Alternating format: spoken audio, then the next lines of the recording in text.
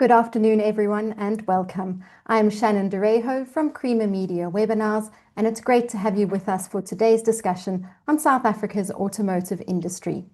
We've brought together an excellent panel of experts who will explore what it will take to strengthen the country's automotive value chains to stay globally competitive in a changing market. A big thank you to our sponsors, Nedbank and Met for their generous support in making this important conversation possible. Before we begin, just a few quick housekeeping notes. You'll find the Q&A box at the bottom of your screen. Please post your questions there at any time. Our panelists will do their best to cover as many as possible during the discussion. The chat is open for your comments and insights. We encourage you to share your thoughts there. Just remember, questions go in the Q&A and conversations in the chat. This session is being recorded and we'll share the link with you afterwards. We're also streaming live on YouTube, and that link will be posted in the chat once available. With that, let me introduce today's facilitator, Hugo van Wyk, an Associate Director within EY Africa's consulting business, where he forms part of the business transformation team. He's led many projects in the automotive sector, including tire manufacturing and aftermarket, advising on localization of value chains, differentiation strategies, and leveraging AFCFTA opportunities. Hugo will guide the conversation with our distinguished panel, consisting of Tshetlhe Litheko, the Chief Policy Officer at NAACAM, the Automotive Business Council; Beth, Head of Policy and Regulatory Affairs at the National Association of Automotive Component and Allied Manufacturers, or NAACAM; Professor Justin Barnes, Executive Director at the Toyota Wessels Institute for Manufacturing Studies, or TWIMS, and Amith Singh, National Manager for Manufacturing at Nedbank. It's an impressive lineup, and we're looking forward to an engaging discussion. So, Hugo, over to you to lead us through today's conversation. Great. Yeah. Thank you very much, Shannon. Thank you for everyone for being here. It's a pleasure to be able to facilitate this great panel. And I think, just to give it a little bit of context, today South Africa's automotive sector stands at a real crossroads. We're facing global shifts in technology, sustainability, and trade.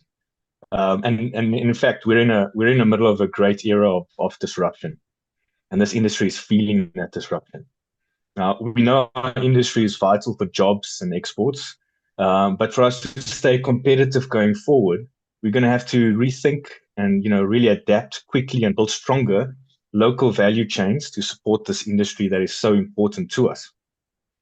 So as Shannon's mentioned, today I'm joined by a panel of experts in our industry across policy, manufacturing, research, and finance, who will help us unpack not only the challenges, but very importantly, we need to discuss and understand some of the opportunities that lie ahead.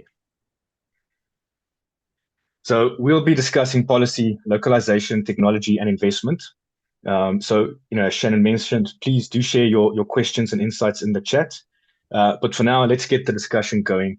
Let's dive straight into it. And I think I'm looking forward to hearing more from this panel and understanding and starting off with, let's get a view of the current state of South Africa's automotive sector and what are the real drivers and mechanisms that's shaping it at this juncture. And I'm going to start with you, Tshetlhe. In terms of from a policy point of view, how is NAACAM really working with government and industry partners to keep policies competitive and aligned with global shifts toward electric mobility? Yeah, thanks for that question, Hugo, and good afternoon to everyone joining the webinar. I think that from an auto point of view, I think we were the first sector in the economy through the DTIC to have a master plan. And with the use of a master plan, it's easy for us then to almost segment what our must-wins are. And the master plan, in how it was structured, drives these type of conversations. So if you check the SA Auto Master Plan, and we call it SAM 35, because it's got an outlook towards 2025, it's divided effectively into three things. One, how do we create a thriving local industry by driving demand for the products that we are producing? And so that demand pillar then has two focus lanes on it. One is how do we locally create demand for the vehicles we produce, and how do we create regional demand into the continent for the vehicles we produce.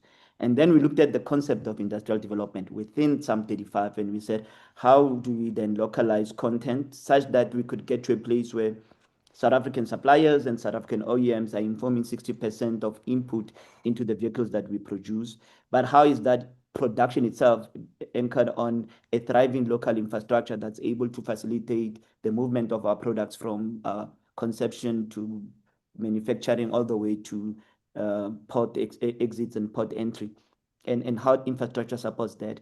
And then how do we create an inclusive environment where transformation, skills, and to an extent, technology advancement form part of broader community inclusion, and those community members could look into our industry like that.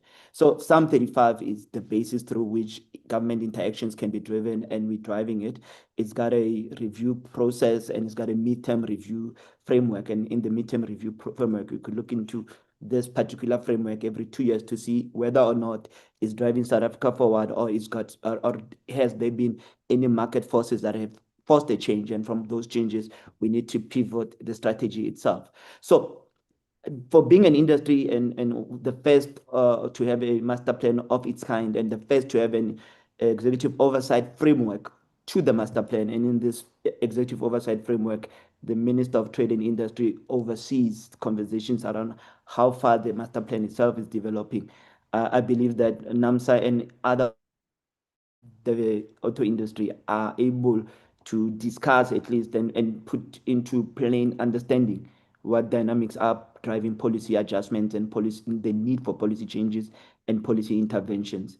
And I think to answer your question, having a master plan that all partners and social partners agree as a framework, and we all agree on how we monitor that master plan's performance is key towards how NAAMSA is ensuring government understands the need for policy interventions and policy relevance.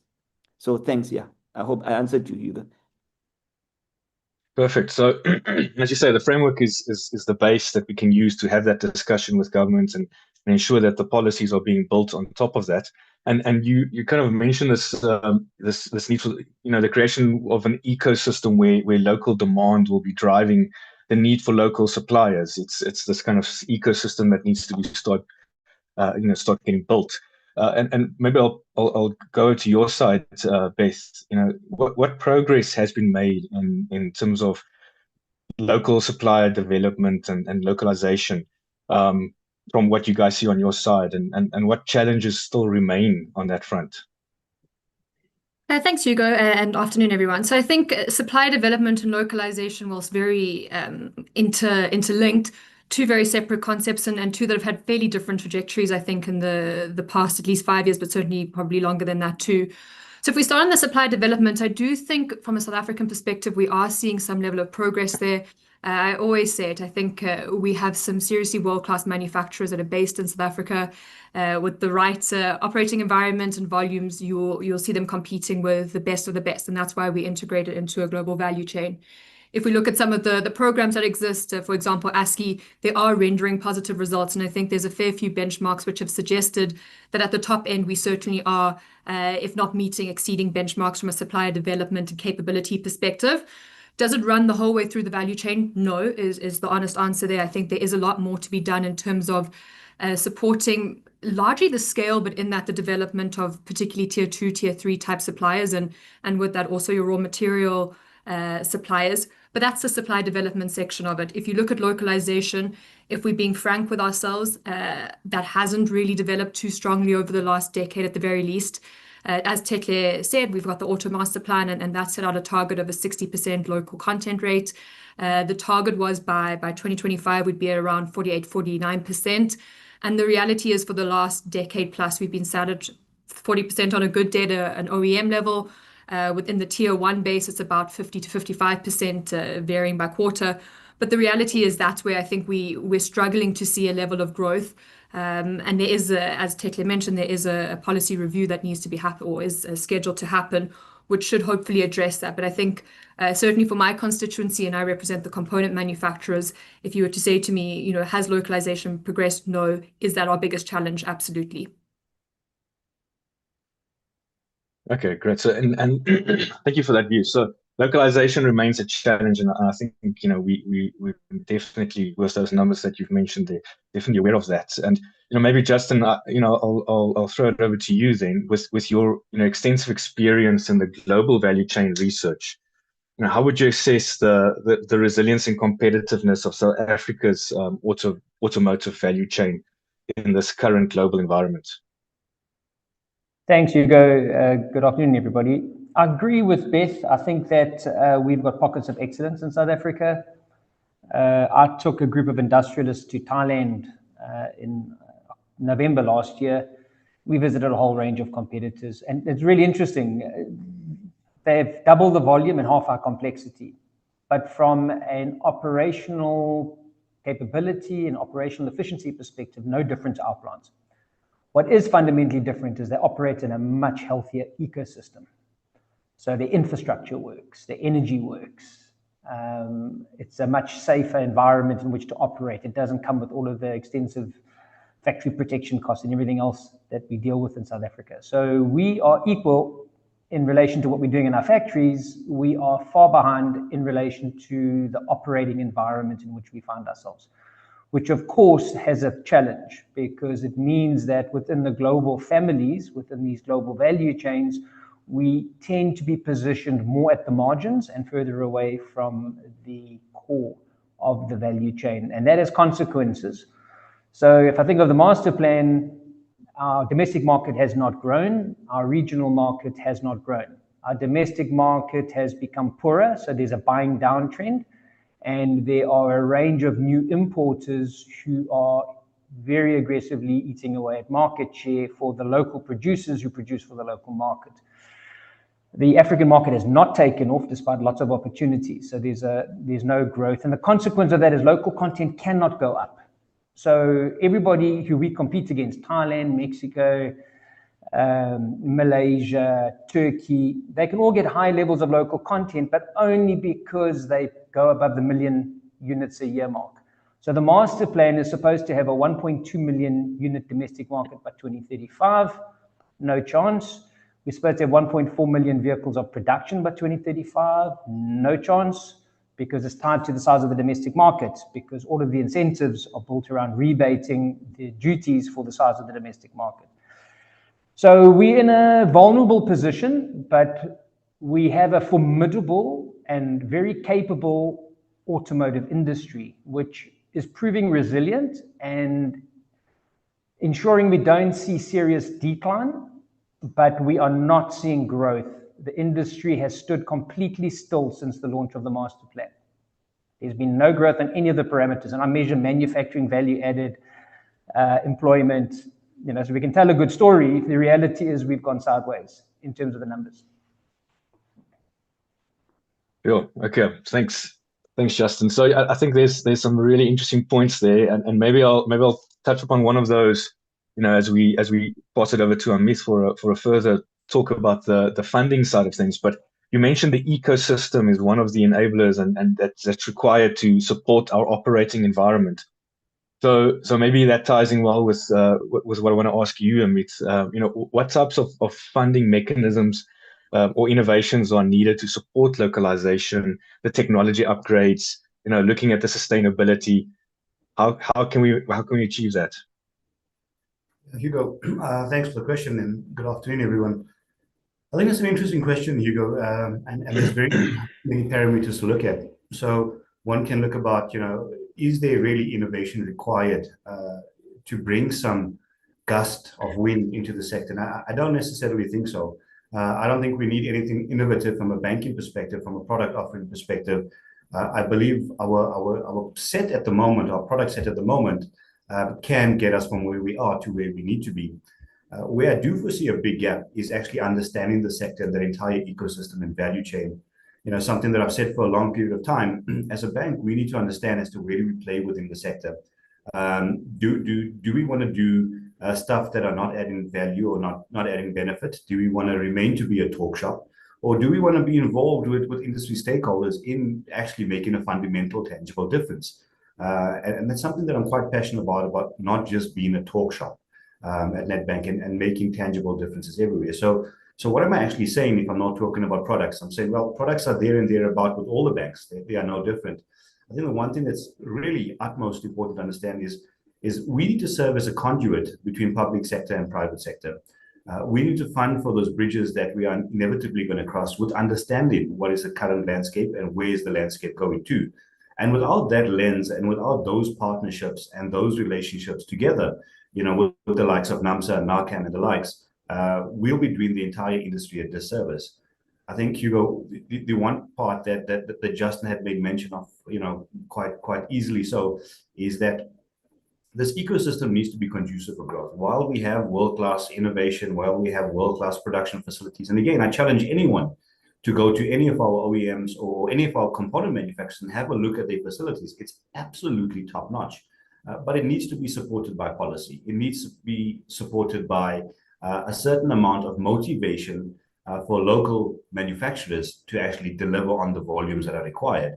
I think the place we find ourselves at now, which is somewhat scary, is I find that while, as Justin rightfully mentioned, we've moved sideways in relation to the master plan, I fear that we might be moving somewhat backwards with new entrants into the market, other brands come into the market. What is the sense of our current OEMs, which we should be supporting, that are in the country? Are they getting the necessary support? And again, that's quite a loaded question to ask, but I think it's one that we need to ask ourselves now, prior to asking ourselves, why did we fail? But I think as a bank, what's important for us is not necessarily the funding mechanisms and funding tools, is being that financial partner to the sector and industry and understanding the nuances and solving for it within that value chain and ecosystem, and not necessarily just doing the finance of advanced machinery, to aid in production efficiencies. Yes, we can do that, but so can our competitors. But what does advanced machinery mean for that particular business? What's the uptime and downtime? What's the commissioning costs? What's the capex required? When you have product changeovers, and I think that's the deeper questions as Nedbank, which is something that we endeavoring to do, is not do something at face value and do it with full intent of supporting local industry. Brilliant. Thanks, Amith. Yeah, and policy seems to be a bit of a theme that comes through many of these different answers. And I see, Tshetlhe, you're nodding your head there. And maybe I'll come back to your side then. What are the big kind of policy interventions that you see would really accelerate this going forward? Where do you see what's the focus area on the policy point of view that we need to get into? So, and Hugo, it's an important conversation. I think if we aligned ourselves on what would be a primary goal for any policy support that we would push for from government and in this ecosystem that we're trying to build, it would be one, how best do we drive up volumes, whether it's volumes we are able to produce or it's volumes that we are able to translate in terms of opportunities for our supply chain to supply into OEM through localization. So the volume question is actually the biggest question we are always going to be solving for.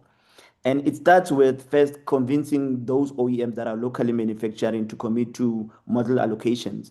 And if continuously create an environment where we will have local model allocations into South Africa, and because model allocations comes with OEM investment, and then from OEM investment, the possibilities of us attracting tier one suppliers and those tier one suppliers creating a value chain that's able to promote tier two, tier three suppliers all the way into this local content driven intervention that we're driving from a policy point of view. So volumes drive all types of conversations in terms of why we need policy interventions. And policy certainty requires that a government understands that they are partners with OEMs in how investment is driven into our local economy. It requires that the incentives themselves are predictable. And so whilst that predictability is always shaken by adjacent policy frameworks. And when I say adjacent policy frameworks, I'm not dismissing the importance of those adjacent policy frameworks. So something like transformation, for instance, it's an adjacent policy framework that could make the incentive programs not predictable. So we need to always make those adjustments to make sure that that predictability of these incentives is always at play, competition rules and so forth. But That said, if we are concentrated on how well we create a predictable policy environment locally that drives volume up and that drives demand for locally produced vehicles. And I'll give you an example for one. We've been aware as a country now for almost 5 years that our primary export destination, which is the EU, have a sunset on ICE demand, and they're going to move towards NEV production. And this NEV production supports demand for plug-in hybrids and BEVs. And to still have an environment in SA where we are yet to finalize effectively what they call infodocs, the rules of engagement on how government would support EV production, and to still have that as an outstanding conversation creates that uncertainty. And so it's those type of gaps and lags that create a challenge on how we have this volume conversation. And that is for us a must win. Thanks. Okay, so so we're saying that the correct policy with government must drive the OEM volumes that must come into the country, local production. So I think that's a good point. You know, we need those volumes, and that creates the fuller ecosystem, the value chain that we require. So Beth, maybe I'll come over to your side. You know, understanding what would be the policy priorities for you to develop that component side of this value chain. What's we've seen the driver from a NAAMSA point of view. Is it different on the NAACAM side, or are you still aligned to that? Look, there's a level of alignment for sure. So I think we fundamentally agree with NAAMSA and with what Tshetlhe is saying and what Justin was saying around the need for volume. The automotive industry is really governed by economies of scale, and unless we get the volume, it is particularly hard to really progress localization. And so in that sense, we fully aligned. I think the APDP2 review, we've had many discussions offline about it, is the need to, how do we protect a domestic market and how do we grow our domestic market, get consumers buying locally built vehicles to grow our volumes, and with that, see it translate into localization. That being said, I think where we maybe, I don't want to say we're different or we stand apart, but I think from a component perspective, there's more to it than solely solving for volumes. I think at present we're sitting with a policy program that really benefits assembly more so than local value addition. And so as NAACAM, that is something we certainly want to see amended, is how do we actually drive localization? The reason I say this, I mean, if you look at some of even the higher volume OEMs, there's quite a substantial range in each of their local content levels. Some are sitting at the mid-20s and some are 50%. There's a level of argument, and Tshetlhe may want to question me on some of the numbers, but the point is there's a range, which suggests there is a capability and an existence of local capability. How do we close that gap? And so beyond just growing production volumes, I think what we also want to see is, well, how do we encourage either bottom-up competitiveness? How do we get components as competitive as is physically possible so that OEMs are naturally buying them rather than trying to incentivize the OEM to localize?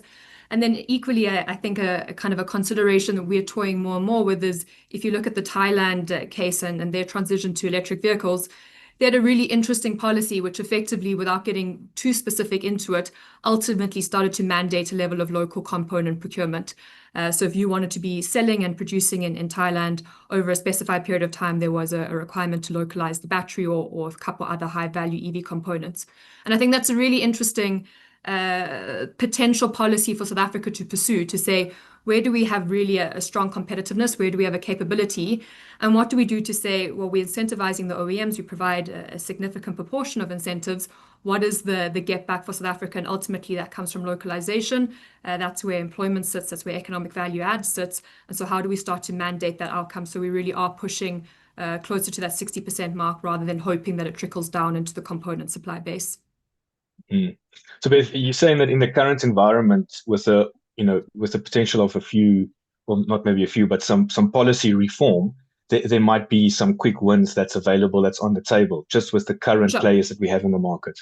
For sure, absolutely. I think there's a lot of, yes, there is a fundamental review to happen, and that might have a much larger change, but I do think there are certainly some quick win type of activities. And I think you can see it maybe where South Africa is lagging a bit, is if you look around the world and how a lot of global economies are responding to what is a rapidly evolving auto industry.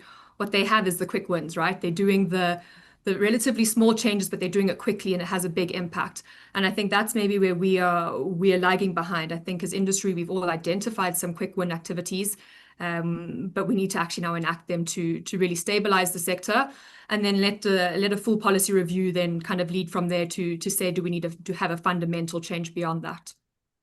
Yeah, absolutely. With things changing so quickly in the industry, there's no time for us to kind of lag and wait many months, years to catch Exactly. up. Movement has to happen now. And so, maybe Justin, I'll come over to your side. You guys were so influential in shaping that automotive master plan. And so I would like to understand, where we stand now. Where do you think are the kind of real key critical adjustments that will have to that's required to that master plan for us to be able to catch up and just stay up where we need to be?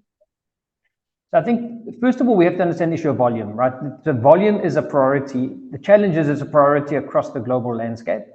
We are in an environment where there is far more production capacity globally than there is global demand. And the way in which many economies are responding is to make it more difficult to sell in their environment. Hold that equal, it means that the countries who are doing nothing to make their environment more conducive for local supply are being targeted by those who are looking to shore up their own domestic market position and export as much as they possibly can. So there are certain locations which have a much greater propensity towards import absorption. South Africa is one of those countries. That's problematic in other countries, but many of the other countries who have the same problem as us do not have 30-odd% unemployment and low levels of productivity and declining gross fixed capital formation and all the other good things that make for a successful society. So we've got a double whammy here. We've got the issue around the socioeconomic environment, and we've got the fact that our market is very attractive for import penetration. So here comes the challenge, because there's industrial policy of the narrow, and then there's industrial policy of rather automotive policy of the narrow, and then auto policy that's broader. So automotive policy in South Africa is the custodian of the Department of Trade, Industry and Competition. There are tariffs, there's a production incentive, there's a volume assembly localization allowance, there's an automotive investment scheme, and there's a package of support that the industry is provided. You can go tick, tick, tick, question mark, tick, but by and large, it's a robust, well thought through, well considered, well balanced policy. The problem is that sits within the broader policy framework. Our vehicles are overtaxed, especially interestingly at the lower price segments. We have this completely inverted market structure where our ad valorem tax is comparatively, by global standards, far too high for cheaper and middle price vehicles. So in South Africa, if you're driving a 4x4 Fortuner or you're driving a Bugatti Veyron, your luxury tax is exactly the same. So there's a real structural problem in relation to the tax regime.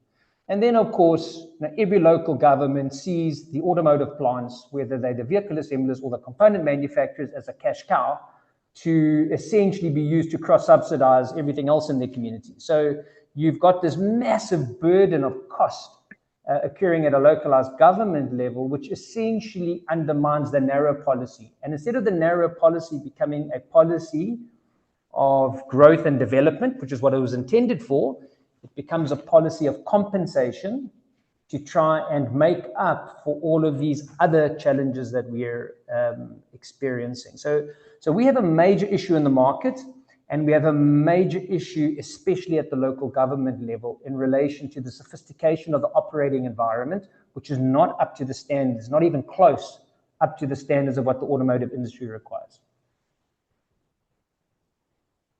No, that's quite interesting. So, you're outlining there the cost and the burden that's carried by some of the local value chains and the manufacturers and this industry in South Africa. And so, Amith, I'll come over to your side. How do you see financial institutions supporting the competitiveness? Because you've got all these imports that are cheap. Our local guys need to compete. They need to integrate into those value chains, but they've got all these other elements at play. Are the financial institutions playing a role to be able to make life a bit easier for them, support them, enable them? Yeah, Hugo, it's a tough one, because on paper, it doesn't look good. I mean, if you listen to Justin As a banker, I want to hide under the table and think, well, should I actually be on an autos webinar, considering where we are as a sector and as a bank? It's important for us to mitigate risk. But I think where the difference comes in, Hugo, is as banks and financial institutions, we can't think about instant gratification and the immediate turn and are we going to show profit for investment in this year? I think the lens we need to overview is going back to the start, is where have we come from as Autos SA? What is the potential and productivity potential that we have, to Justin's point earlier on? We're under-producing for a number of various reasons. So what's the potential of the country? And where do we see ourselves now? If we take that lens on, the obvious question is, does policy support that? Is the trajectory moving into the direction where we can mitigate a risk for lens within the space and sector? And I think that is often unknown to us as bankers, but that is where the importance of relationships with the likes of NAACAM and NAMSA come into play. So those insights that they would share with us relative to specific spaces, specific sectors, we can apply that in our modeling, because modeling is very simple. It's a plus and a minus. There's numbers, there's figures. But I think what's more important for us is to understand the story behind this particular manufacturer, behind this particular component manufacturer. Where is it going to? Where has it come from? What is the history behind it? And I think it's important to understand that context. Because if you look at it purely from a financial basis, it does look a very bleak picture overall. I mean, the numbers are not in the favor, but I think there's always merit in looking at something deeper than what the numbers are. So, again, I think our commitment to the space and sector goes beyond instant gratification and a commitment to just a commercial decision, commercial sense. We got to think about this as banks, and I encourage our competitors to do the same, is thinking about this long term. Thinking about country, society, economy, and you place that hat on, and when we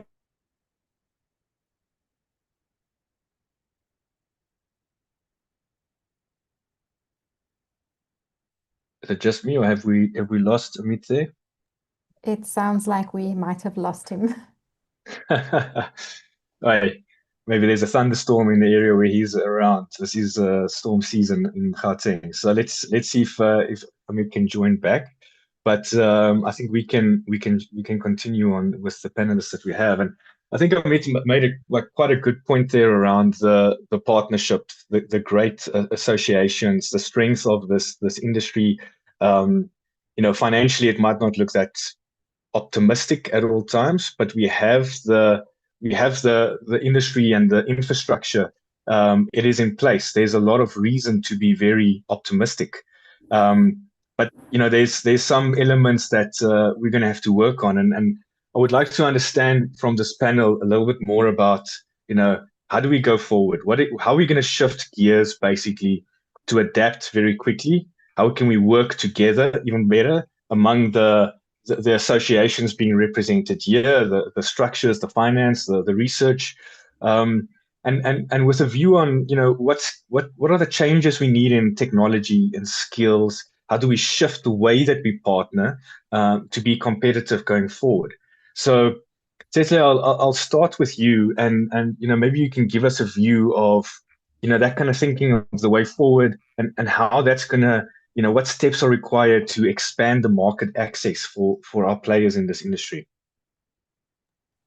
It's an interesting one. So if we were to approach it from a point of what is Team South Africa's playbook, and this is neither a NAACAM, NAMSA, but generally a South African playbook.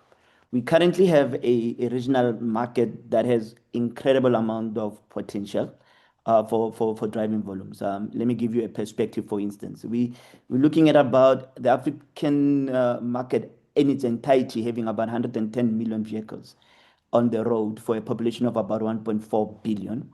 And this is, if you were to compare it, say, to India, that's got about 320 million vehicles for a similar size population. A per capita spend of about 2,700 versus 1,900 per capita for both Africa compared to, say, India, which is slightly higher. But the general structure of the predisposition is that you probably are 200 million vehicles short of where we could be, especially because even on the two-wheel side, we are nowhere compared to where India is. And micromobility is not at the same level for the continent versus India. So regional market development is a critical must-win. And from an Africa continental free trade area and those developments there, including trade in motor vehicles as of 3 weeks ago, 2 weeks ago, it's a development in the right direction. But how do we as a country clearly articulate what our must-wins are, and how do we then create a glide path that's easy for the country to adopt in accessing that particular potential in the market? Obviously, there's still other inherent challenges that we need to overcome from a region point of view, in terms of we're still a region that imports second-hand used vehicles. Effectively, they might not even be second-hand. Some of the imported vehicles into the region are even over 20 years old and so forth. And we're the only region in the world that imports other people's used vehicles. And so that it needs to go down significantly. We don't have financial and reserve banks and an interest rate environment that allows borrowing for purposes of acquiring mobility in the region. But again, we know what the problem is. So if you saying as Team South Africa, is there potential for us to really drive regional market development with a much more concentrated approach and much more deliberate intentions for purposes of supporting local manufacturing? That's a conversation to have, and I think it's an area we need to really drive conversations around, and that's one area where we could win as a country. Now, the other thing is, whilst we're talking about 1.2 million being sales that we're targeting for 2025, 1.4 million production, our current installed production is in the region of about 900,000 units, meaning we've got enough factory space to produce 900,000 units. And at our biggest peak in the past 10 years, we had around 700,000 units. So the one thing that we could also deliberately work on as Team South Africa is figuring out what would it take for us to up our production capacity usage to 90%, produce around 800,000 units, and what are the must-wins in that being a short to medium-term goal. And I mean, with that alone, we're talking about 1844 billion into the GDP. And so these are meaningful conversations we could have, but we need a Team South Africa mindset in approaching how we move forward. And in that Team South Africa approach, a constituency-based reasoning and partner type of reasoning becomes a secondary conversation. And so, yes, we need to have a Team South Africa approach. And Team South Africa approach requires that we take off heads of who we represent and we act in the best interest of the country. I hope that answers you, Hugo. Yeah, no, brilliant. And I think the financing element is such a enigma. You know, it's an very interesting one for me, where you see do you think that if we were able to unlock the financing of these African markets, it's a cornerstone of being able to really unlock that market access and being able to get into that market? So the right answer is, if you looked into the continent, West Africa, even in part of SADC, is the middle class growth is far much more, in terms of the growth rate, is far much more than what we experience in South Africa. So for a growing middle class across the region, access to finance then becomes a critical lever for them to be able to purchase new vehicles. And the existence of primarily a second-hand market with imported vehicles from other regions has got to do with the fact that whilst people can afford, they don't have the right tools to make the right purchases. So if we were focusing this conversation alone on the levels at which middle class growth is happening across the continent, West Africa, East Africa, then being able to finance asset acquisition through a financial institution, through a reserve bank system in multiple regions, and becomes an immediate lever that could have prospects of prosperity for locally South African produced vehicles. Okay. So maybe I'll ask Beth on your side, you know, from a component manufacturer point of view, we know that there's latest tech coming into the market, EVs, and new technologies that's taking over across the board. How are our workforce skills keeping up with the changing technologies? What is the thinking from the component manufacturers to stay, ahead of that trend? For sure. I know it's not necessarily always the world's most popular answer, and I think people want to feel like there's a huge jump shift or change.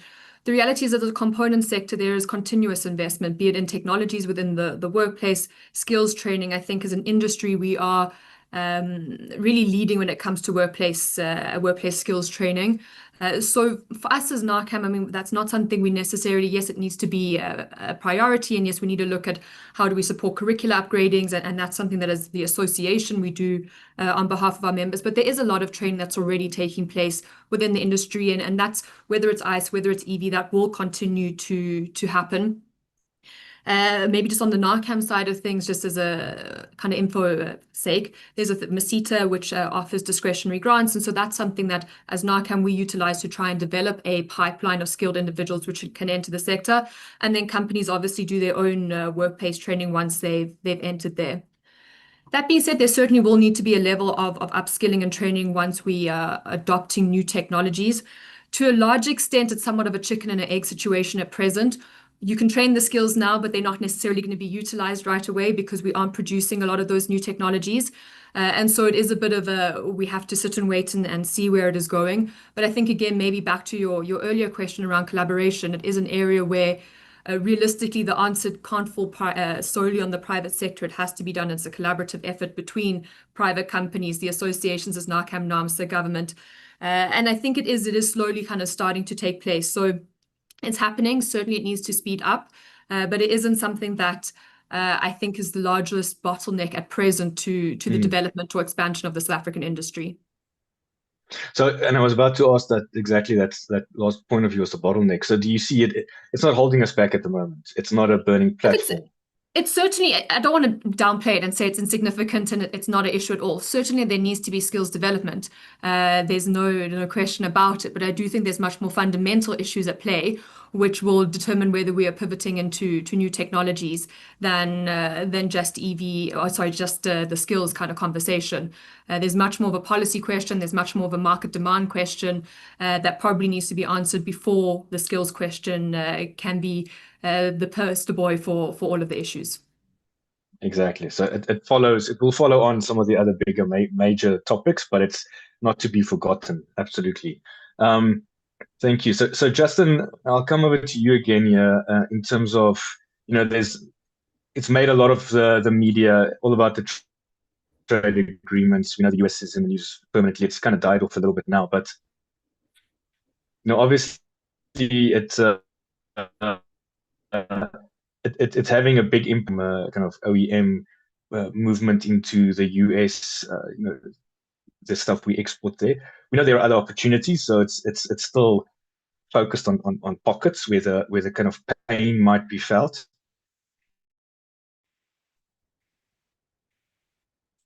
But how do you see those trade agreements potentially being other markets? Is there a big opportunity there for South Africa? Yeah, there is. I mean, the challenge with the global environment is that these big shifts occurring globally are exposing our domestic and regional weaknesses. If we had a much stronger domestic and regional market position, quite bluntly, we'd laugh some of these developments off. Challenge is we can't, because that's where our volume goes. So the challenge we have is that we are overly dependent upon distant export markets. And these distant export markets are responding to market and political forces that are misaligned with where we positioned. And that unfortunately for the local manufacturers is really significant, because they're having to almost be schizophrenic, respond to a highly price pressurized, technology lagging domestic market, while simultaneously meeting the incredibly onerous and very rapidly shifting sort of demand framework in these highly developed markets. And you can see it in the comparative pricing, even in between our vehicles produced for the domestic market and the vehicles produced for the export market. So the key is, how do we take advantage of the regional market? And this is where we have big challenges, because Now, we've done the modeling to 2050. Africa could be consuming 6 million new vehicles by 2050. The challenge is that we are operating in an environment that is completely dominated by second-hand vehicle imports. And unfortunately, as long as you have second-hand vehicle imports, you will never have substantial new vehicle sales. And it's not because the second-hand vehicle imports are necessarily the best option for the consumer. It's because you cannot price the risk in financing an asset when you bring in a new vehicle in a market dominated by second-hand vehicles. So I've done a lot of work in different parts of the continent, principally over the last couple of years in West Africa. Their biggest challenge is they want to have second-hand vehicles and new vehicles, and the banks and the institutions are telling us we can't actually calculate the depreciation value on a new vehicle when any trader could dump 200 a lot of 200 second-hand vehicles at a fraction of the price of what they should cost because they're escaping some legislation somewhere else or have been massively discounted into that African market. The consequence of that is that these markets are going to be opportunities on a never-ending basis unless somebody's brave enough to stand up and say, we are no longer allowing the importation of second-hand cars. The price of second-hand cars must be set by the price of the new vehicle market, because then you can calculate the depreciation value and you can move away from the present model, which is essentially loading risk and putting personal surety into the acquisition of a vehicle and moving to an asset-based model, which does not exist in Africa other than South Africa. So for me, that's the absolutely critical opportunity. Now, if we take it to a regional level, directly around us, we have economies that are consuming 10 to 20,000 second-hand vehicles every year. You take a country like Namibia, imports 10,000 second-hand motor cars a year now. They should not do that, but they have no incentive not to do it because they have no local production. So we have an industry that's 100 years old and we do not buy one component. There's not 1 rand that comes out of the Namibian economy making for the South African automotive industry. The consequence of that is that they are not going to shift towards a new vehicle only market unless this industry in South Africa can find a way of building a regional value chain and giving them some skin in the game. They've got to be locked into the chain. We have to make our domestic market a fortress, and we need to make the regional market our operating environment. Failure to do that means we have to play in the global market space into distant, highly developed markets that are going to try and navigate the whole set of political and economic forces and technology forces that may not be appropriate for us. That makes us very, very vulnerable as a producer of vehicles. Yeah, very interesting, Justin. So, it sounds to me like there's some kind of transition that's required. This dependency on these far-flung markets, as you say, with their strict controls.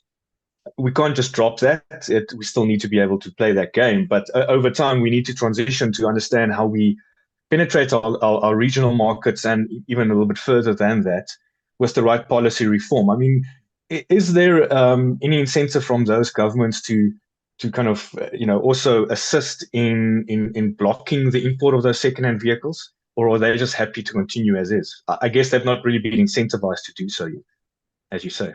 Yeah. So there's a slow movement in that direction. The countries like Egypt and Morocco do not allow second-hand vehicle imports. The Tunisians and the Algerians have very strict control, so they allow very limited second-hand vehicles into the market. The sub-Saharan African country that's made the biggest strides in this space is Côte d'Ivoire. So Côte d'Ivoire now has very strict age limits on vehicles, and as a result, their domestic market is now 30,000 vehicles for new vehicles. But based on their population profile and based on the number of middle class, they should be at well over 100,000 vehicles. So their market is still contaminated by second-hand vehicle sales, but they have made the most progress of the sub-Saharan African economies outside of South Africa. So the challenge here is that the master plan emphasizes the importance of the first two pillars of the South African Master Plan are domestic market optimization and then regional market development. And the Master Plan endpoints 2035, and there's obviously a sort of a route map to get there. I can't remember the exact numbers for now, but for 2035, we are supposed to be selling 1.2 million vehicles in South Africa, of which 700,000 are made in South Africa and 500,000 are imported. So a big space for imports. It's recognized that you need to have a good model mix. We want serious volume production in South Africa so we can deepen the value chain and increase localization. But we obviously have that completely the other way around, right? We are importing far more vehicles than we are making for the local market. And if we exclude pickup trucks, so we light commercial vehicles, it's a bloodbath, right? The figures are horrific. Then we look at the regional market. We are supposed to be making 1.4 million vehicles, 700,000 for the domestic market and 700,000 for export, of which 350,000 are supposed to go into Africa and 350,000 are supposed to go into distant developed markets. The only target we've hit or are going to hit is the 350,000 into the developed markets. And yet that's where the new energy vehicle transition is happening. That is where the shift to vehicle autonomy is most likely to happen. So we are in quite a vulnerable state, and it brings me back to the focus on the domestic market. With some small subtle policy changes, we could rebalance what the domestic market is consuming. If we were to actually embrace our African position and work on a partnership basis with economies around us, we could build regional value chains. And if we did that, we would unlock all of these millions of additional units of opportunity regionally. That changes our entire geopolitical positioning as an automotive industry within the global value chain. Yeah, so it's not just thinking local, it's also thinking regional, really unlocking those opportunities. So Amith, I'll come to you, and I've got two questions for you. I don't want to put you on the spot, but I don't know whether, from a financial perspective, institution perspective, there's any view or appetite around this kind of providing financial aid, or not financial aid, but the type of the funding of these type of vehicles in Africa. Has Nedbank thought about this in any way, or is this still very far off in the distance for you? No, I wouldn't say it's in the distance. It's definitely on the radar, but it's difficult for a bank to move without, the blueprint business case, the POC, and having it been supported by policy, because I think that's a recipe that's gonna no end, gonna hand us into a little bit of trouble pretty soon. So it's definitely on the radar. But I'm going to use an example. I'm going to use a practical example, and I think that's the best way to explain this. As much as we're trying to be proactive within the space and sector, we can't be proactive without the entire value chain working together and working collaboratively in this regard. One of the necessary evils of that we had not too long ago was load shedding. And load shedding, prohibited a lot of businesses from operating and trading. But that load shedding as a massive deterrent for South Africa and South Africa businesses, what that did do for us as a country was it rapidly increased the amount of alternative energy and the adoption of alternative energy. And as a result of that, as banks, all the banks, in fact, at that point in time, came up with very clever, interesting ways about going around financing this. And again, I'm not going to talk product specific. That's not the reason why we're here today. But we can basically do more or less of the same thing as banks.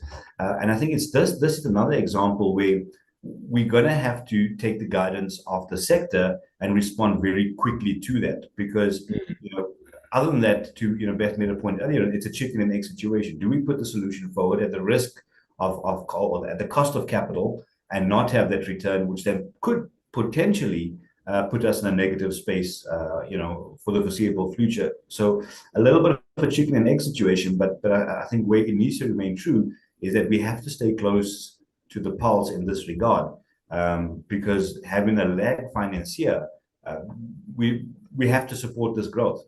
Beth was making a point earlier on as well, and she was talking about skills and skills development.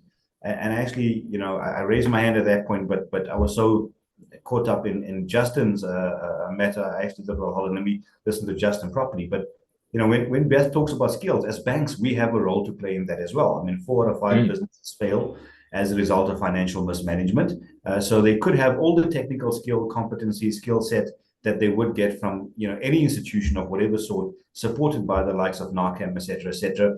But if you don't have that financial acumen and that financial support to understand that, you are ultimately going to end up in failure. So I think there's different spaces that as financial institutions that we need to play in, but do that where we are solving for a need and solving for a challenge, as opposed to doing something that has no sort of end in mind. It always baffles me when certain solutions are out there in the market, and I think to myself, well, what are you actually solving for? Does it necessarily move the dial forward?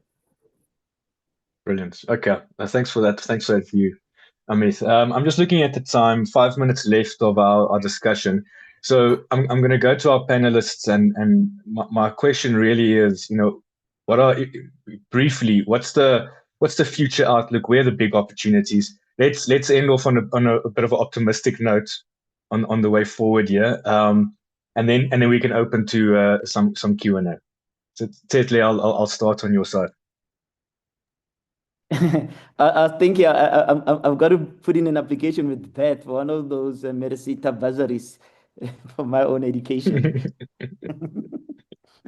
Look, I think that if we were to be honest with ourselves, having an industry like the automotive industry in SA, and I know there was a comment around it being an assembly, but the value creation in the industry means we are actually a proper manufacturing industry. There is a report that shows that almost 45% of all value creation in the industrial sector in South Africa is in auto. And that comes from having a supply chain. And in our supply chain, we've got component manufacturers, even from raw material all the way to just people doing and manufacturing small little components that go into bigger systems, that tier 2 feeding into a tier 1 system. And having and keeping the automotive industry in South Africa is a primary must win for us. It's good for the economy. It means that we could put up technology-based training that's relevant, that's got immediate application. One of the few reasons Justin spoke about distributing our supply chain into the region, and used Namibia as an example. So for instance, you'd assume it's easy for us to say the supply chain is that easily distributable, but there is no education system that is active in the region that's producing technicians that could feed into an auto supply chain, for the absence of it in those particular markets. And so there is no ready TVET college training that you could say has prepared you for tool makers that will be able to feed into the auto value chain that we have in South Africa. So even if we're solutioning for it now with proposals around having a spoken hub approach in getting the region into the value chain, but you could see the absence of that particular industry in those regions means that you don't have a ready educational system, you don't have a ready supply chain, which we have in South Africa. So that's our primary must win. We need to keep South Africa in the auto producing space. We need to then work on competitiveness and make sure that we don't lose this industry.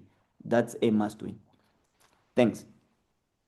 Brilliant. Thanks, Tshetlhe. Beth, your final concluding words? Yeah, so maybe just to bring some positivity as you requested from us, just to highlight. So we run a state of the sector survey, and whilst the negative part is that the outlook for the next 12 months remains fairly neutral to negative, shall we say, with continuous production volume reductions, etc. The interesting fact that we continually see, and we've seen this for the past 2 years that we've been running the survey, is component manufacturers are continuously investing, and a fair few are increasing their investment. And I think that speaks to the potential longer term optimism that there remains to be. From our end, I think kind of ditto what Tshetlhe says, but really if I were to say where do we see the opportunities, as Justin said, a few small tweaks to policy, and I think we can see a fundamental shift to the growth trajectory of the industry. I also think there's other opportunities that we haven't necessarily fully investigated at this point in time. The aftermarket, the replacement market. We've got a relatively old car park here. What opportunity do we have at the moment to really expand that? Yes, there's a problem of imports there too. But again, if there's a right policy mix, and historically aftermarket hasn't really been part of that, that could unlock a whole new opportunity, and is certainly a big opportunity when you look into Africa. As much as there's grey imports, there is opportunity to supply aftermarket parts there. And then really the final bit for us is diversification. And I think by that we mean markets. To Justin's point, how do we really expand, particularly Africa, but also Mercosur products? Historically, on our end, as the component side, we've been very focused on ICE technologies from an export perspective, with a particular focus on catalytic converters. So how do we diversify and potentially really expand within an EV component technology grouping? And now I'm going to slightly contradict myself and go double back onto the CATCON, or the catalytic converter side of the industry, and say that there's also an opportunity in the diversification of technology or vehicle platform groupings. As so much of the world is focusing on moving to EV, how do we position ourselves to say, well, we've got the right raw materials here. We could be one of the last of the catalytic converter export destinations and really pool in that volume. So I think we need to look at all means as far as possible to diversify, and in that reduce the risk to our industry. Okay, interesting. I guess if the if the business case is still there in the short term, then that will, the numbers will tell the story. So take whatever opportunities there are. Exactly. Justin, over to you. So I think my frustrations come out of the realization of the opportunities. I mean, and the challenge here is that when we start doing sort of any form of value chain analysis, end of life vehicles, huge opportunities. Aftermarket components and accessories, huge opportunities. We have a 11 million vehicle park. We only have 3.5% of our vehicles being formally written off at the end of their life. All of these are major opportunities that create tens of thousands of jobs in other economies. We have a solid industrial capability in the automotive space. The fundamental problem is that South Africa does not take manufacturing seriously enough. And the auto industry is not going to thrive if the manufacturing sector doesn't thrive. It's part of an ecosystem. And the challenge that we have is that we do not have a conducive operating environment for manufacturing more broadly. And therefore, we are over-dependent upon narrow policies as mechanisms for compensating these very sophisticated large-scale manufacturers that we have. We will gain success when we tweak and adjust the auto policy, but that in itself is only going to take us a little bit further. We need to rethink what we want to do in the manufacturing space at large for the country. That needs to be dealt with, and then we will see major movement, not only in autos, but in a whole range of ancillary industrial activity. Mm. And I see a few questions on the Q&A here that kind of touches upon a few of these elements, and I would love to get into them. But before we go there, Amith, maybe from your side, your concluding remarks. I just want to say, Justin has just secured my job for a couple of years by making manufacturing the center of it. So thank you, Justin. I agree. Manufacturing is at the center of it, and it's something that we can't hide and run away from it. I really don't want to be here and put up a sales pitch, but the reality is, we have a specific focus on manufacturing. We are zeroing in on subsectors within manufacturing. We can't be everything to everyone as a bank. But where we do play, we want to play extremely well, and we want to play with a tremendous amount of depth and understanding to make a tangible and fundamental difference out there in the market. So, yeah, Justin, thank you for some form of job security. Sincerely appreciate it. But yeah, I think, Hugo, jokes aside, I think on a positive note is that we're keen to see where the sector is going. We are by no means turning or closing off the taps, as bankers often use the term. I think it's a space that we will continue to look at with a certain level of optimism, because we know the potential and inherent potential that lays within the space. And again, I'm speaking specifically to manufacturing. That's my ultimate portfolio, but definitely a strong focus on the auto sectors and understanding the importance of this in the wider ecosystem.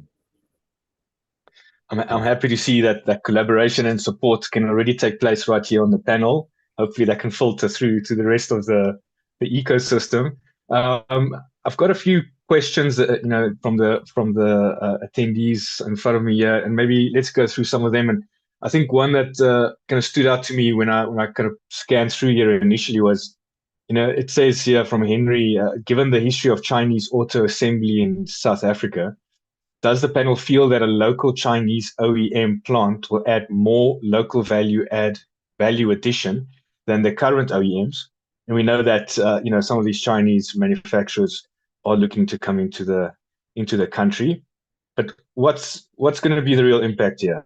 Is this moving in the right direction for us? Justin, I see you look. Yeah, I need to respond. You came off mute there. Yeah, this is a bugbear of mine.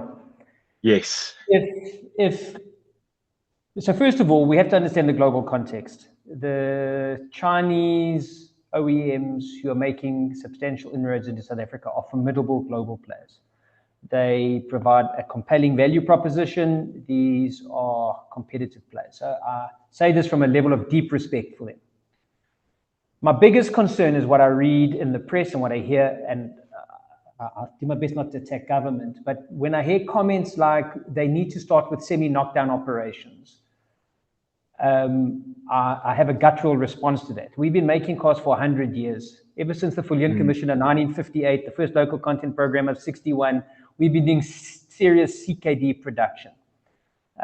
So we've got 70 years now of serious CKD production. We do not need anybody to come into South Africa to show us how to screw 7 things together and get out our Allen keys and assemble some little, with due respect to Take-A-Lot, some Take-A-Lot sort of thing that we've purchased for self-assembly. If that is where we are going, we are in deep, deep trouble. CKD production lies at the heart of the value-adding ecosystem of the automotive industry. I am very concerned that people believe there are shortcuts to this sort of new future where we have a realignment of OEMs.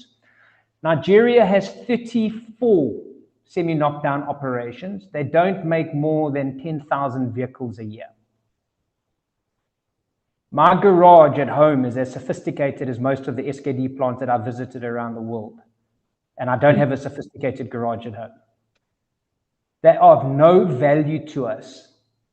If they build CKD, great. Is there a business case for CKD? Not in the South African market. They'll have to export.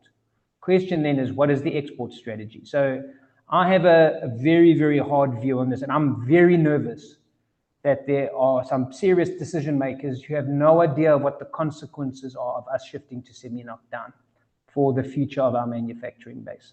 It's probably my biggest concern in relation to the noise I hear from government sources. And so totally get you. I mean, it does paint a dire picture if we go in that direction. It's definitely not going to be fruitful for the industry. So how's industry influencing government in this decision making? I mean, there are many stakeholders to align, get around the table. What efforts are taking place currently? Because these guys are coming imminently. It's on the horizon. I'd love to hear it from NAAMSA and NAACAM, but I think it's to make it very clear as to what CKD production means. It's assembly, it's a weld shop, it's a paint plant, and preferably a body shop. We can live without the body shop at the absolute minimum because there may be some limitations to what we can press, but certainly weld, paint, and assembly. And that requires at the minimum 4 or 5 billion rand in investment, and it requires at the minimum around 20,000 units of production of a model. Below that level, you seriously compromised in terms of the economics of production, which means you're back to putting Lego pieces together. And that's the bit we've got to try and avoid.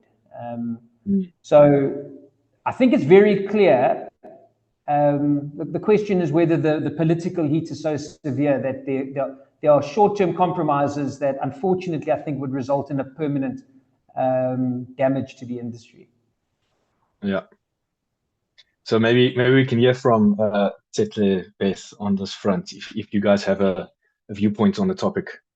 Yeah, I was going to say that I guess there's 2 parts to that one challenge. So one, in the current APDP framework and in the current SAM 35 framework, SKD is not in the framework. So it means that if government, if it means the existent of an SKD operation within the country is outside the benefit of APDP as a framework that auto and government has a compact on. And the sanctity of that compact means that government should also honor how it protects those that are within the compact to those that are wishing to operate outside the compact. And the challenge is that oftentimes when competitive issues are negotiated, and in this case, establishing a local operation for the non-competitive interest of the industry is what industry bodies are able to speak to. And industry will speak to the sanctity of the compact, which is APDP and Psalm 35. And industries will make submissions dissuading government from approving anything outside that particular framework. So in that one sense, industry supports exactly what Justin just spoke to. Now, the other issue that we have to also remember with possible Chinese investment in our market is that there is a magic number for their imports. I mean, some of these models that are now about to reach 30,000 new vehicle sales a year. And is that enough justification for a CKD investment locally for the local market without an export market outlook? Or is that enough case for would-be Chinese OEMs to produce local with the hope that then their growth would be into the region, and so regional market development then becomes how they structure their export market strategies and so forth.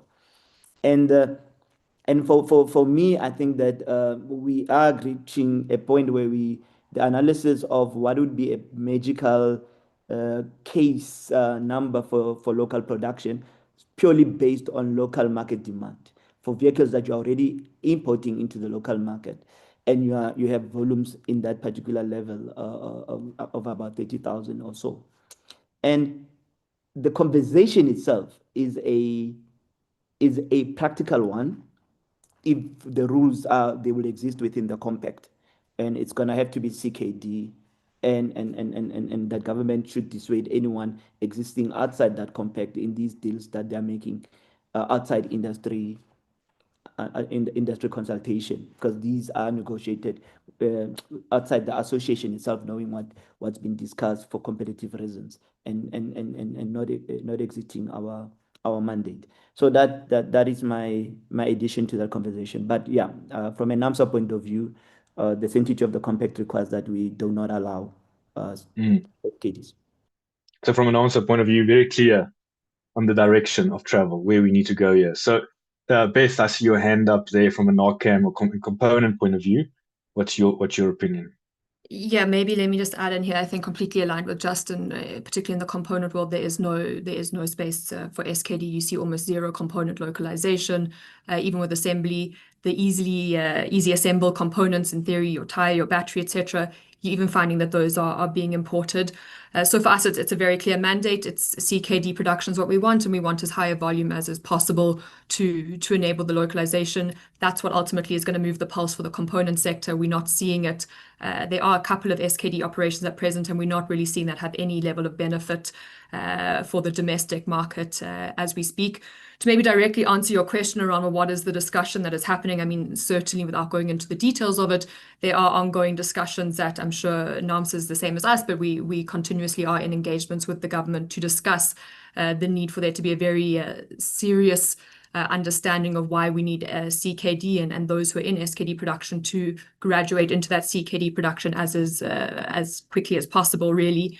Maybe the last thing to add is what maybe some people aren't aware of at present is there is inadvertently a kind of loophole within our tariff duty system, which is somewhat helping out SKD operations have a lower duty profile than what we see for CKD operations. And again, I don't think there's any secret in saying that we've been fairly vocal in saying that these type of loopholes need to be closed to make sure we're preserving CKD, because at the end of the day, yes, we might say, well, we don't really have the market at present to be attracting CKD investment, but as we attract SKD investment, what we're actually doing is eroding the case for the existing CKD. So we're not adding on, it's not 1 + 1, we're actually minusing from what we have, and we will be detracting from our current levels of localization and production. So mandate there and kind of purpose is very clear.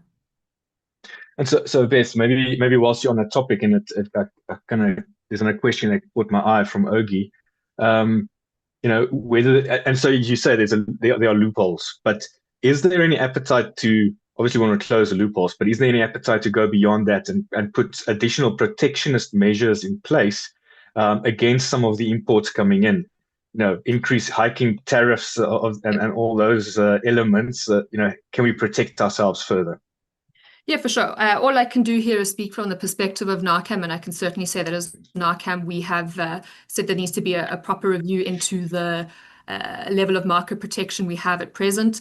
At the moment, and Justin, I'm sure, can go into a bit more detail, but it's a very complex rebate-based system.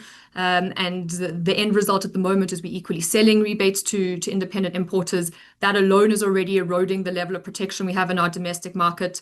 Our effective CKD and CBU duty rates, which is your vehicle imports and your OE component import rates, as NAACAM, we believe there needs to be an assessment into that and possible increase. That doesn't make us unique. If you look around the world, there's the same kind of tendencies being shown everywhere, and we certainly believe that that's something we need to look at if we want to seriously protect our domestic industry and in that grow domestic production volumes. Justin? Yeah, I think, this is a very sensitive issue, but it's really important. Our global peer group, Thailand has tariffs between 40% and 80% on CBUs. India is at 100%. Brazil is at 40%. We're at 25%, and we can rebate that down to zero. The challenge we have in South Africa is we have this complication where we have a 25% CBU duty rate, and then we have a 20% CKD duty rate. The spread's too small. And the consequence is that we do not have enough of a gap between the assembly duty and the component duty. And that has been compensated, the OEMs have been compensated through a rebate mechanism. The problem is that rebate mechanism is built on the value of production. So if a vehicle assembler exports, they don't pay duties on components for re-export, because that comes through on a duty flow-through basis, but they do get the rebate kickback on the value of their local activities. So if it's high-value assembly of high-value vehicles, we know which ones those are, what ends up happening is the vehicle assemblies who are very export-oriented earn massive rebates, far more than they could utilize for every import they bring into South Africa. And then, of course, they have to then monetize that incentive. And the way they monetize it is to sell it on. And then, of course, the importers, including the Indian and Chinese products that are coming in, are then discounted by the use of these rebates, which makes them more competitive than the domestic market. The problem is the root cause actually lies with the low CBU duty rate, not the low CKD duty rate. At 25%, we're much more aligned. Sorry, 20% on the CKD, we're much more aligned. If the duty was real. So the problem that the component manufacturers have is they're not actually competing with a 20% CKD duty rate. When it comes to exports, they are competing with a 0% duty, and when they're competing in the domestic market, they're competing with very close to 0% as well, which means they've really got to be competitive to win the contracts. And as we sell less in the domestic market, where there is a CKD duty rate on locally assembled vehicles, and we sell more on the export market, the protection under the APDP structure actually declines. So we've got some narrow policy tweaks and adjustments that could fix that, but there is a fundamental problem, and it's one that the government, and that's why I talk about take manufacturing seriously. If we see what is the problem we're trying to solve, what's the purpose of having an auto industry? It's not a vanity project. It's there to create value for our economy, provide jobs for our citizens, and create a high level of productivity and a tax base for the government, etc. What needs to be tweaked and adjusted to have those as the optimal outputs? And that may require an increase in the tariffs, especially on the CBU duty side. But one has to be careful, because that would create cost in the market, which is not good for the consumer. So there's a tension here. It's a fine balance, and it's a precarious position for government to be in. But and I think these levers, as you point out, has been highlighted in a few different forums now over the past couple of months.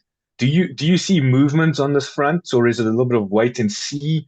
where are we going with this? So this is, I've been looking at some of the comments and the questions. The challenge, we're in a fiscally constrained environment. We're not a rich country, right? So we've got very low levels of per capita income. We do not have the resources of our sort of global lead economies. So new energy vehicles, it's a problem with battery electric, for example. If we go battery electric, well, you've got to subsidize it. You don't subsidize battery electric vehicles, they do not sell. Don't let anybody kid you globally.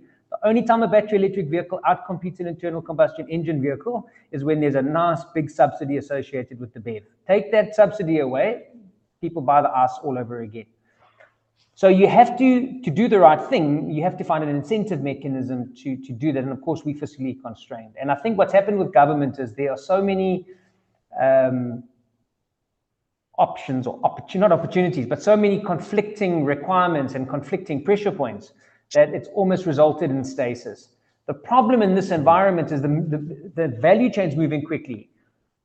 So if you have stasis and a lack of decision making, the consequences are going to happen anyway. It's not as if delaying by 6 months or 2 years allows you to buy time. No, it doesn't. It actually puts you further behind the curve in relation to where the balance of the value chain is moving. So you have to make some big decisions. The one is, and I go back to my original point, the master plan was very clear. We needed to optimize the domestic market, and we needed to have a regional market strategy. We needed to develop regional value chains. We've done neither. That exposes us massively. How do we create those? You fix those two things, even in a small way, there will be massive positive consequences for the industry. Yeah, very interesting. And I think what I would just want to maybe, and I see our time is also running out. What I would like to kind of touch upon, you mentioned the thing about incentive mechanisms, and Amith, I see there's a question here for you, and how the kind of financial institutions are thinking about potentially bringing. Is there some innovation taking place there? I think the question from Ogi here says, can we incentivize uptake of locally manufactured vehicles, discounted financing rates, greenbacks, so the rewards that typically go with it, or other kind of cost savings? Is there a bit of out of the box thinking taking place? I don't want you to give away any of your secrets quite yet, but is this top of mind for the banking institutions?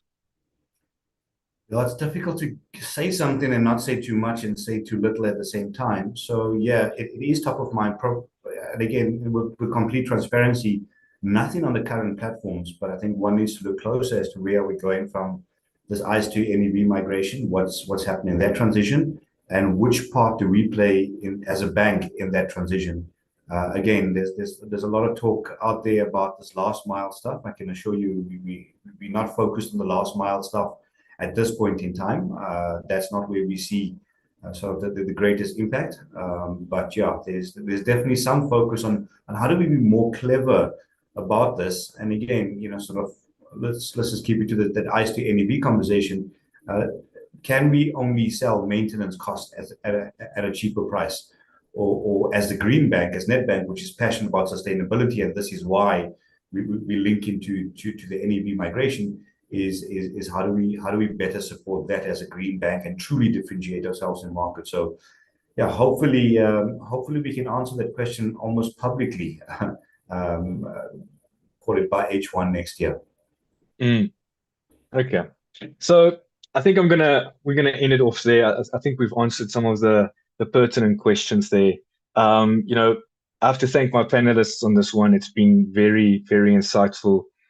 This industry is in flux. It's such an interesting one to get into. So many different role players. Just looking at the representation we have on the panel and how there's a big partnership that's required going forward. We need to bring in ourselves with the government and understand what are the options. What I wanted to say earlier, Justin, is with your decision making, making no decision is also making a decision. And unfortunately, as you say, it can have quite dire consequences. So we need some action in this industry, in this, especially in the state that we're in. And I think we've got the right role players to move it in the correct direction. Big opportunities, we need to understand where the biggest bang for our buck's going to lie to make those opportunities work for us. So I thank again my panelists. Thank you very much for your time. Thank you very much for everyone's attention. I'll hand over to Shannon to close off for us. Thanks very much, Hugo. That brings us to the end of today's discussion. A big thank you to our facilitator, Hugo van Wyk from EY Africa, and our panelists, Tshetlhe Litheko from NAAMSA, the Automotive Business Council, Beth Dealtry from NAACAM, Justin Barnes from TWIMS, and Amith Singh from Nedbank for sharing their insights, and to all of the attendees for joining us and contributing through your questions and comments. We'd also like to once again thank our sponsors, Nedbank and Metair, for making this webinar possible. The recording of today's session will be made available shortly, so keep an eye out for that link. We hope you'll connect with us again for our next webinar on the 3rd of December at 2 p.m. It will focus on critical minerals and is brought to you in partnership with Investing in African Mining Indaba. The link to register for that event was shared in the chat. And if you'd like to stay up to date with our upcoming webinars and news, be sure to sign up for our free daily newsletter or visit our website. You can also reach us at shannon@creamermedia.co.za. So from all of us at Creamer Media Webinars, thank you and enjoy the rest of your day.